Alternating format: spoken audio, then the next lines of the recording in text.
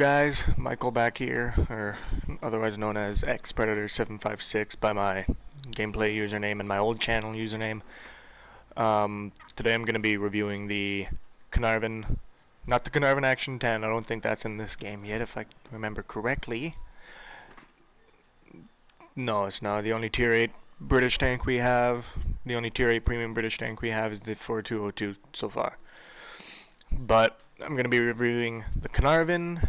I've almost got the Conqueror, and I literally just one game ago, I got my first Mark of Excellence on it, on this tank.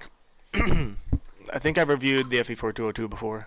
I just got a message, but I'm going to be reviewing this tank because this tank is awesome at Tier 8. Jesus Christ, how many messages am I going to get? Anyways, this tank is a god at Tier 8 if you get it in the right situation. A lot of people say it's the worst Tier 8 heavy tank. I disagree. I would have agreed up until they gave it the 32-pounder gun with 280 pen, or 280 alpha. I would argue that it used to be the worst Tier 8 premium, or the worst Tier 8 standard heavy tank, because it had this gun. And yeah, I guess you could argue this gun, the 20-pounder that's on the FE4202P, is a good gun for a medium tank, 230 alpha, 226 pan, 0.33 accuracy, and 2.3 second aim time. It's pretty good on a medium tank. This is a good gun that you can go around tanks, you can be mobile, and you can be that annoying tank that's always to the left or to the right of your heavy tank. But that's not the kind of gun you want on a Tier 8 heavy tank, especially on a British tank like this. Now, I'll tell you. I'll put the tank right back to stock. I think this is what the tank, yeah, this is the stock tank. You can see my loadout. I have a lot of premium, or I have a lot of APCR on here. I have a lot of gold rounds. And that's because the standard tank on this got the upgraded Black Prince gun. This tank is essentially, with this gun, this tank is a Tier 7 tank, which is more mobile. This tank essentially is a Tier 8 Black Prince with the stock formation like this. Except it's a lot more mobile than the Black Prince. The Black Prince, I think, had 20 or 25 kilometers top speed limit. This tank has 34 point. What is it? Hold on, let me put the package back on.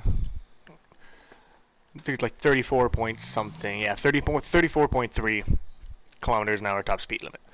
Anyways, with the stock tank, you have 650 horse. You have 13.3 rounds of minute rate of fire, which is good. But the alpha is terrible. Sorry, that was a yawn if you heard my voice go out of sync there or something like that.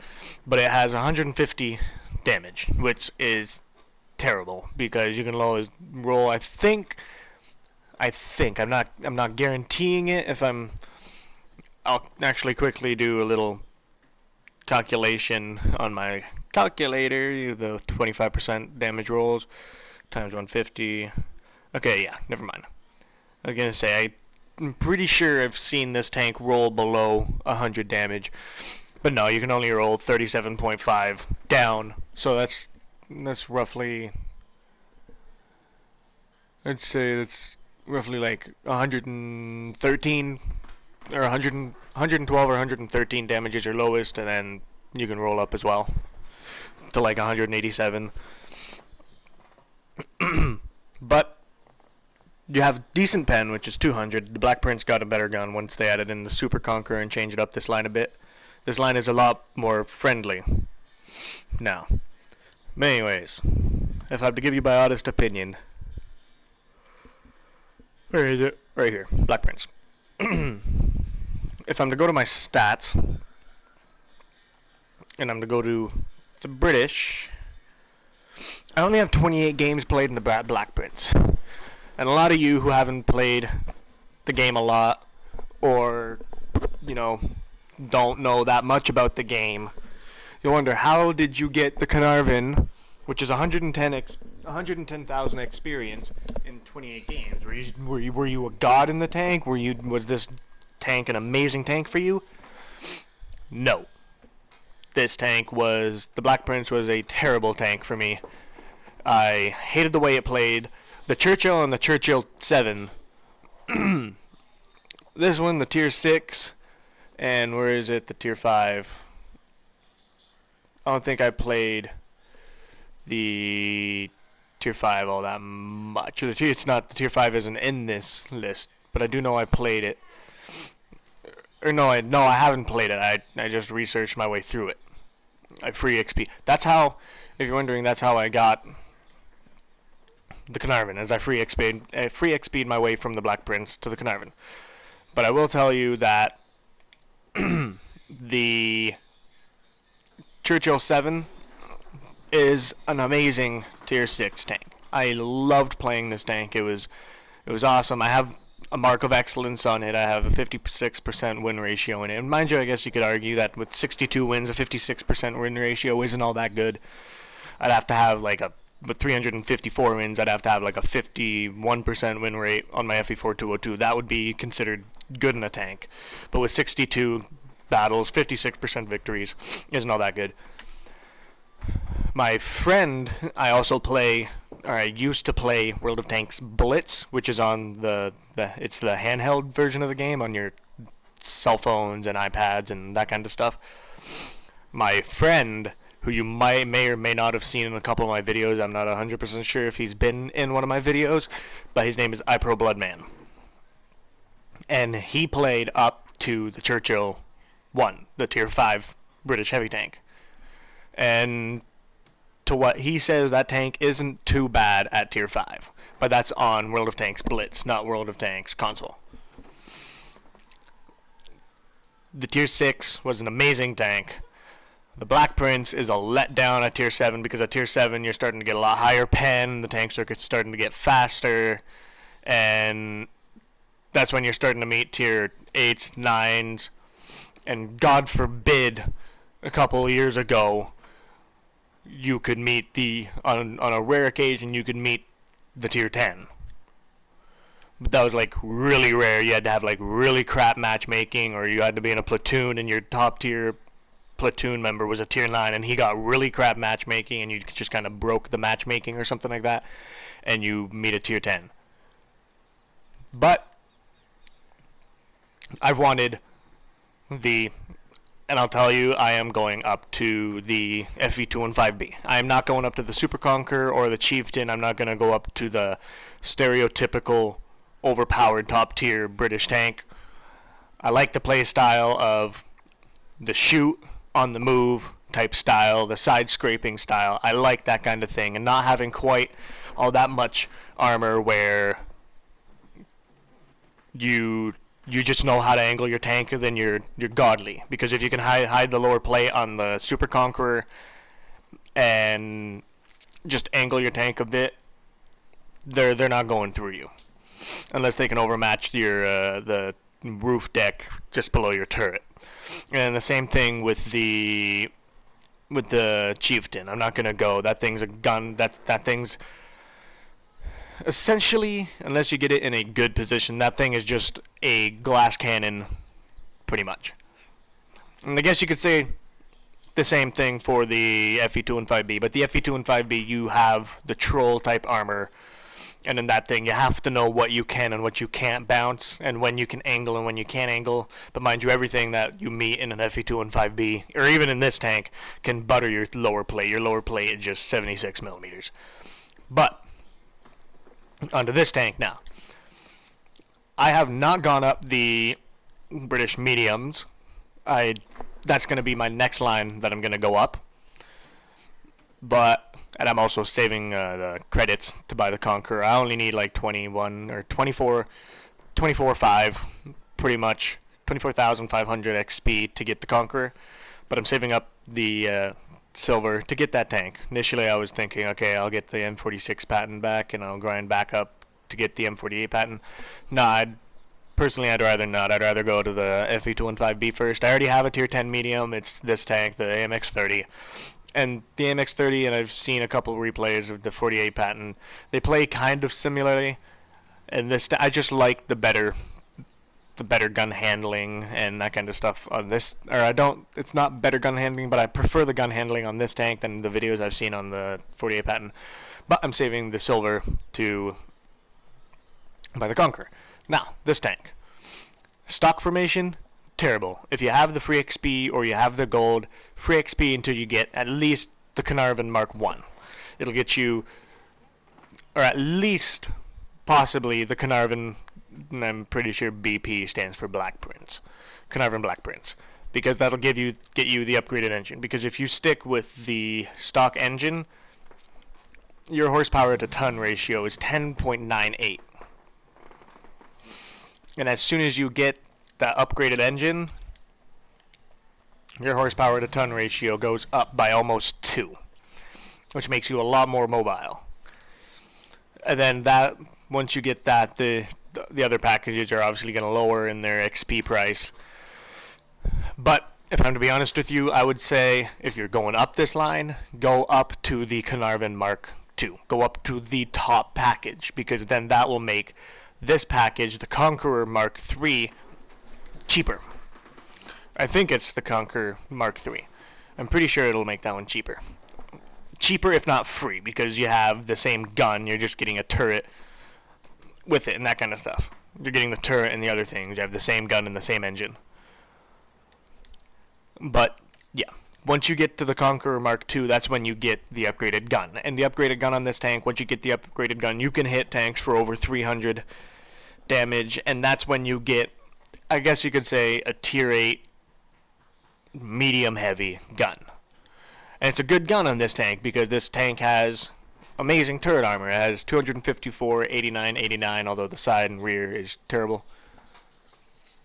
But the turret armor, as long as you can keep it facing towards the enemy, you have awesome turret armor. Now on to the modules and stuff. Alright, so I'll read this. Development of this infantry support tank started in 1944. The first prototype was ready for trials in 1952. I've got another yawn coming in. Holy shit. Development of this infantry support tank started in 1944. The first prototype was ready for trials in 1952. A total of 21 tanks were manufactured but never entered service. Some of the vehicles were later converted into the Conqueror heavy tanks. So, this tank, you're essentially playing a tier 9 Conqueror with the stock turret and gun. The engine is mounted at the rear. I don't get hit in the engine all that much. I haven't been set on fire yet, but I'm yet to be set on fire because British tanks burn like gasoline. They obviously, that no pun intended, engines take gasoline, but they go up in flames really easily. You have a 20% chance of an engine fire. So essentially, you have like a 1 in 4 enemy shots to your engine to go up in flames. Its standard shell damage, I'm reading over on the right now, it has 310 standard shell damage. That's roughly about what you're going to be getting out of the tank. Near penetration is 173. I've noticed that I do ricochet off of a lot of things on this. The reload time is 8.3, but with my setup I have a 7-second flat, or a 7-second flat reload time. The armor on this tank is okay for tier 8 if you can side scrape. It has 1600 hit points, which is above average for your tier 8 heavy. Your tier 8 heavies normally are packing like between 1450 and 1550. Obviously the Tiger II has 1700, and so does the KV4 and the Gornik, or the KV5 has 1780. They have closer to 1800 hit points, but it's above average for your standard, or it's about average to above average, about in the middle of those two for your tier 8 heavy tank. It has a speed limit of 34.3. Top speed is 34.3. Reverse is 12, which is terrible.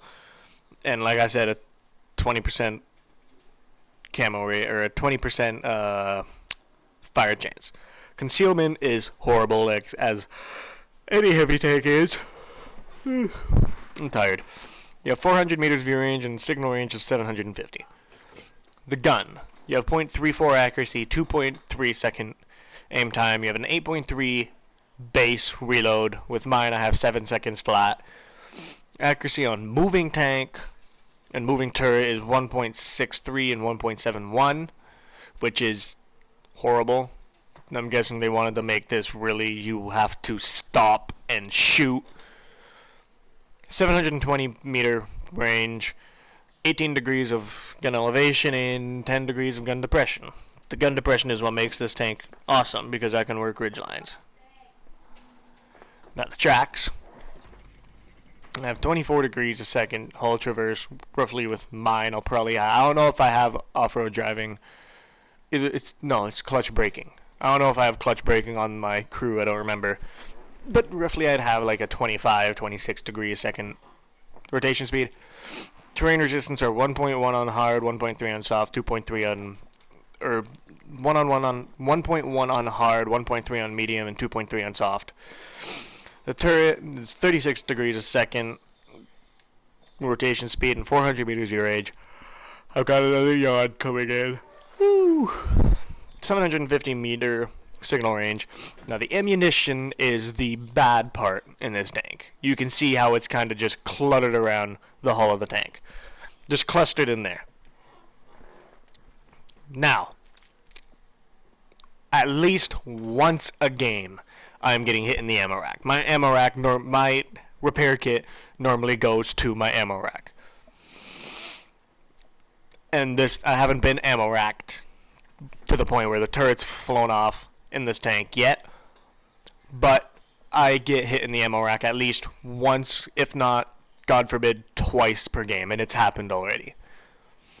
Crew, you have the gunner on the left, the loader in the back, or no, the commander in the back, the loader on the left, and the gunner in the front of the turret, and then you have your driver and radio man as well down in the front of the hull, front right of the hull. Oh shit. Armor. The front of your turret is amazing. I've bounced T110E4, T110E3 rounds. Sides also amazing. If you're not angling your turret and you're facing right at them, they have a chance of hitting your side armor or the top armor, like the roof armor right there again, at the front of the top of the tank. But even just facing somebody like this on flat ground, that's an auto ricochet anyways. The side of the armor is awesome. The front hull armor, if you're using some of the gun depression, they will ricochet off of that a lot. But you don't want to rely on your hull armor ever unless you're side scraping. And side scraping is the good part in this tank, because look on the side. That side armor used to be down here at 71. Obviously the far side armor now is 71 to 91, but it used to be 71 to 91 and all around that kind of angled part on the side of the hull there on the right. It used to be 71 to 91 on that entire thing, I believe. But now at the front it has 231 plus, which I think it's roughly about, I'd say 240 something if I look on Tanks GG, but I don't have a computer right now, so I'm not going to do that. But yeah, you don't really want to rely on your armor, your hull armor, all that often. If you're angling, I'd say probably the best way to angle the tank is right here and have your gun pointing right over this front drive wheel, because then that keeps your side on auto ricochet and they don't have a shot on your lower plate, and their only chance is to go through that armor part right there, the red part that's on the side of your tank, with premium rounds. And they have to find it, because if you look, the side armor of the tank is a lot like an FE215B, where it covers most of the hull. Now the downside though is, okay, there is no downside. Never mind. The entirety of your side armor is 71 to 91. Yeah, and then you have those little patches on the side of the tank on the, yeah. Anyways, now we're gonna get into a gameplay of me going through the tank and getting a 4K battle game, because that's what this game is good at, or that's what this tank is good at. now we're in the battle, and this is a game on Live Oaks. I think I got like 4.4 or 4.3k damage, and I think I got 2 kills this game. Now, I am using the replay system because the game decided, even though I had already been playing for a good 3 hours, the game, or my PlayStation decided that it didn't want to record the clip at all, even when I wanted, or even when I clicked the share button and clicked on the video clip, it said saved clip, and then I came in here initially to, make the video, and it didn't happen. But anyways, we're in a top tier game here. I'm one of the top heavy tanks on the team. This is a tier 8 match. I've got this tank maxed out, 30 AP, 15 APCR, 15 high explosive. I don't know why I take high explosive in this tank, even though the alpha is so low and the penetration is so low. But I am using the replay system, and you'll notice that the screen hasn't moved in a while, and that's because at the moment here I was making myself coffee while this was playing. I had started this, and you'll see the screen is going to start moving in a second, and that'll mean I'm back in the seat, and I'm watching the game, I guess you could say, reviewing the game. But this it's a top tier battle, and in a top tier battle like this, in a tank with good gun depression and good turret armor, I'm gonna bring it to the train tracks on Live Oaks, regardless if I spawn north or south, northeast or southwest. Regardless of which spawn I spawn in, if I have a good turret and good gun depression, I'm gonna be bringing it over here. Now we're going up against I just came back there. We're going up against a KV-122. And there's a Comet already going over to the right. He's going over there because he knows we're trying to shoot at the ones on the inside of his hill. So he's going over to the right, and he wants to try and prevent us from going after them. But the thing is the Comet doesn't have all that, or it has a good gun for tier 7, but it's not a gun that's reliable enough to pen the Caernarvon. Sorry if you hear my mic moving a bit right here. I'm moving it because I'm about to take a sip of my coffee that I made. But, yeah. Here's the first kill. It's not showing the actual damage. That's something that they need to update with the replay system.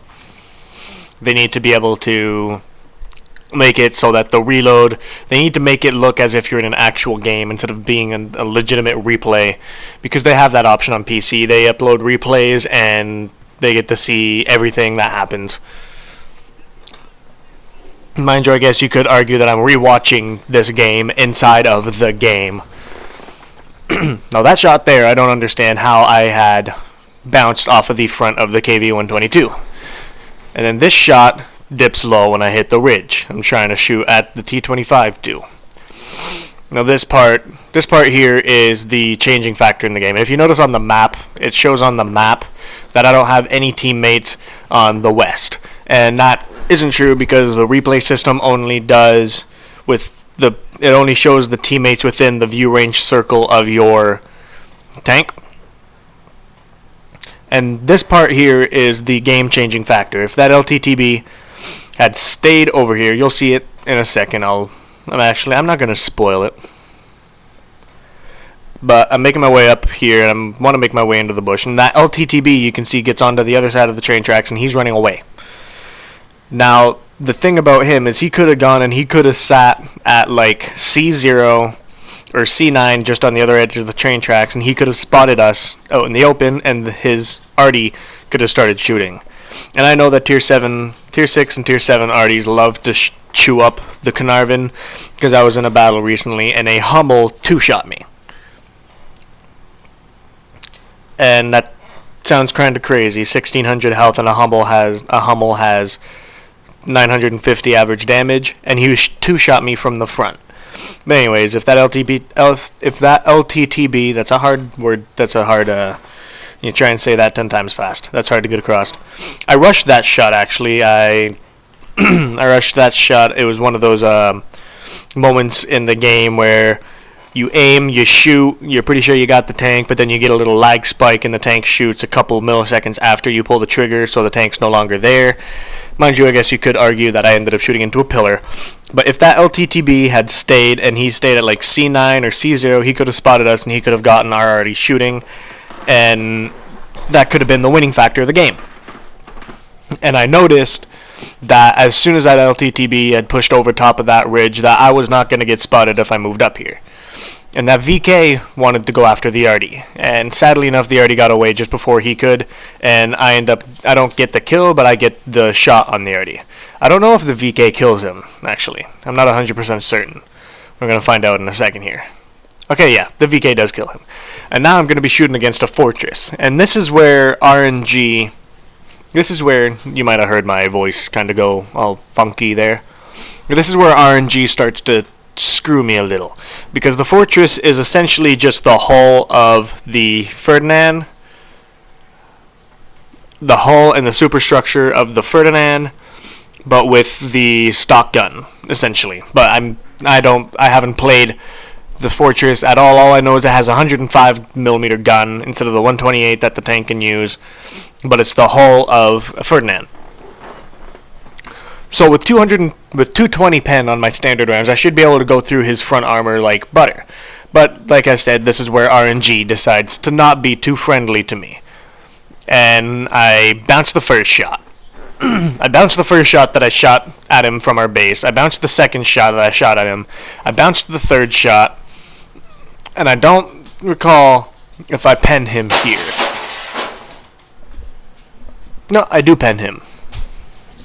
Sorry if you heard that sound in the background. That's my brother in the kitchen. But I don't remember if I had loaded any APCR rounds to go through him. Because if you notice in the bottom, it's not showing how much ammo I have left and if I've used modules and that kind of stuff. All I know is that the red trail says premium rounds. Okay, now the game decides to show, and it went from 13 down to 11. So I did load premium rounds to shoot at him. But that's just because 4 shots in a row, RNG decided to go, no, to me. And I ricocheted off of his front, which is only 200mm, and I have 220 pen, and I bounced off of his front 4 times. So I loaded premium rounds just to kind of counter the RNG. And I ended up picking up the kill on that fortress, I think.